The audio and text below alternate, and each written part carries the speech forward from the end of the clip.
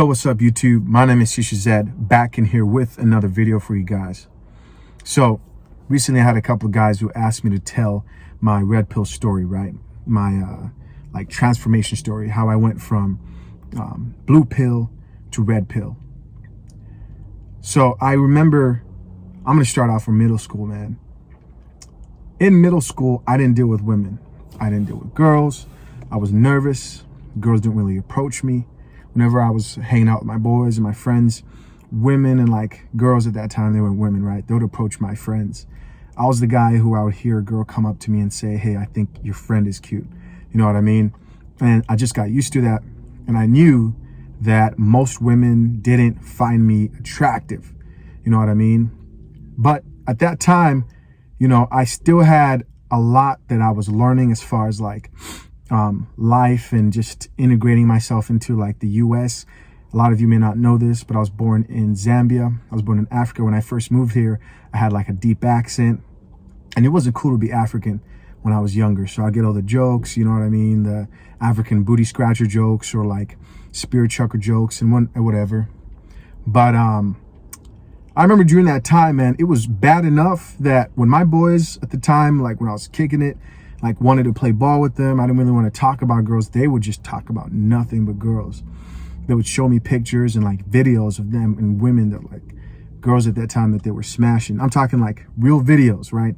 I'm talking 7th, 6th grade, 8th grade. That's what, you know, these guys were doing at that time. Fast forward to high school, right? High school, I hit a growth spurt.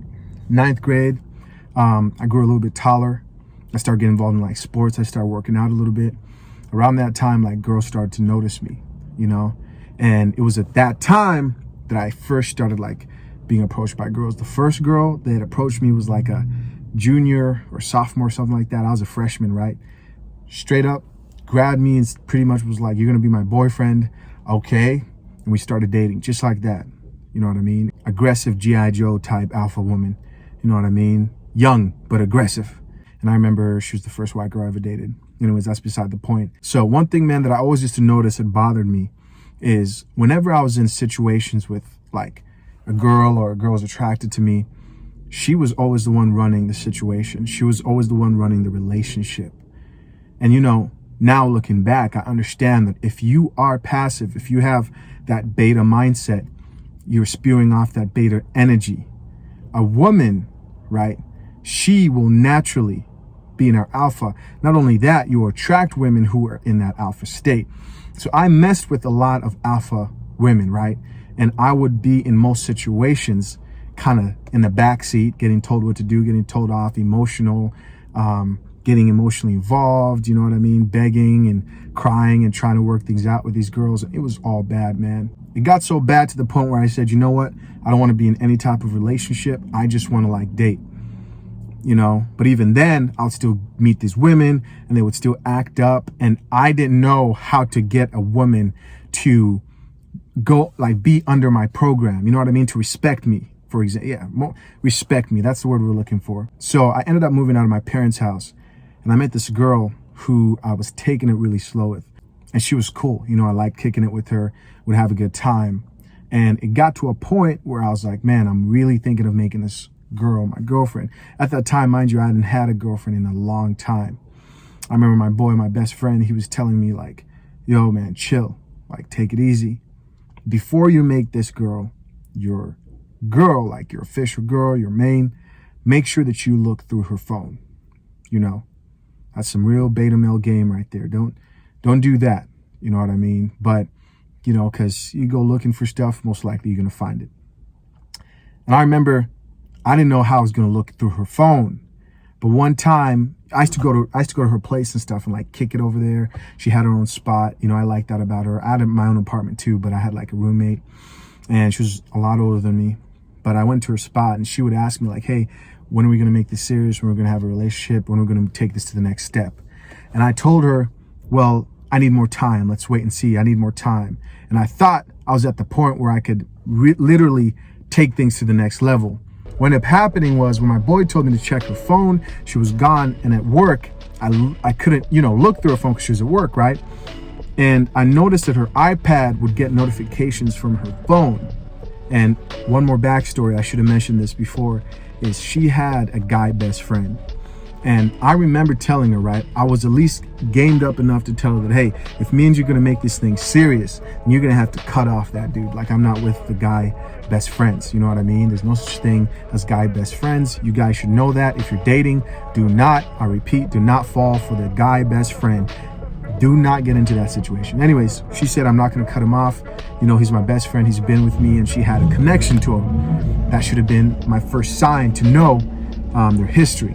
But I'm looking through her phone and she told me they're just friends and whatever. So I look through her phone, I see a couple other messages, and then I see his name, I click on it, you know. And just to remind you, that day, I was gonna ask her if she wanted to, you know, take this to the next level and really like make her my girl, right? I click on that, boom, straight up dick pic.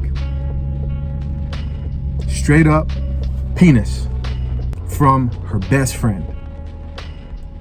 I remember sitting there like, what the hell is this?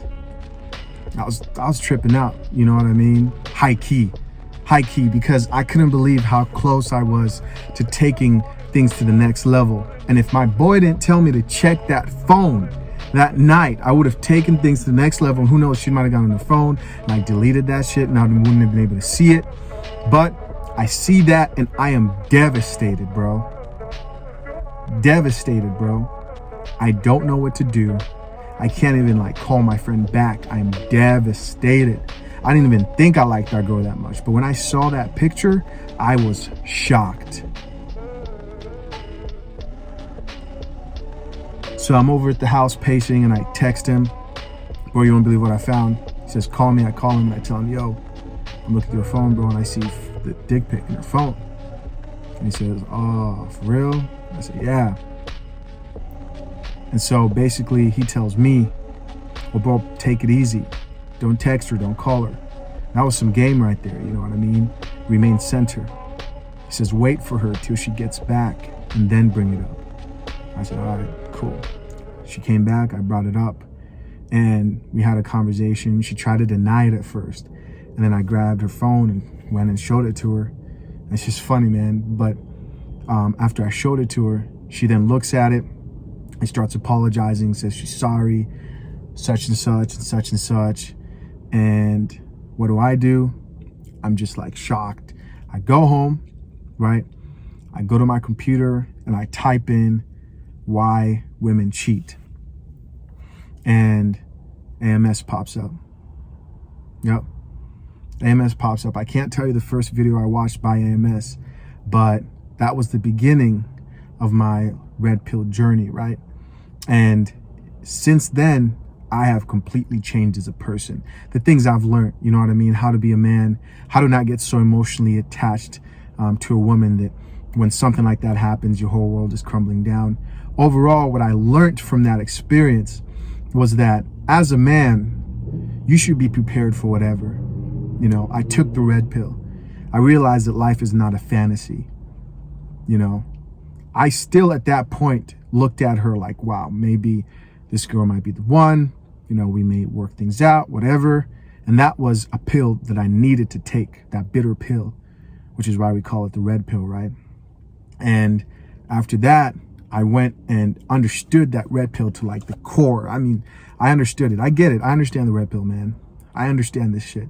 I understood the red pill enough that after I read it for myself, about 2 months later, after watching literally all of AMS's videos, subscribing to his Patreon, finding out about the Black Manosphere. Not only that, man, I listened to like the Secrets guy.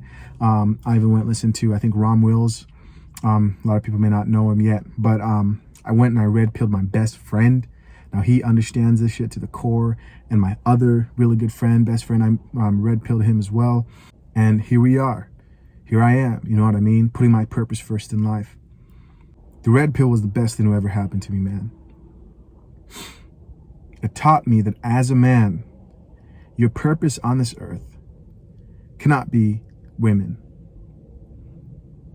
You know, the media does a really good job at indoctrinating young men to thinking that love is your ultimate goal as a man, and that's very dangerous.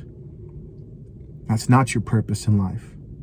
It's to love another woman. That's not your purpose. Now, love is a good thing, and you should find a woman who you can love if that's your goal. We're not talking about falling in love here. We're talking about loving somebody, right? But that person cannot be the sole purpose of your life. You have to have something other than that, right? A woman is supposed to add to your happiness, not be your happiness. A lot of guys out here, they're desperate. They're in that fantasy. They don't understand that as a man, they need to be happy, independent of the women in their lives.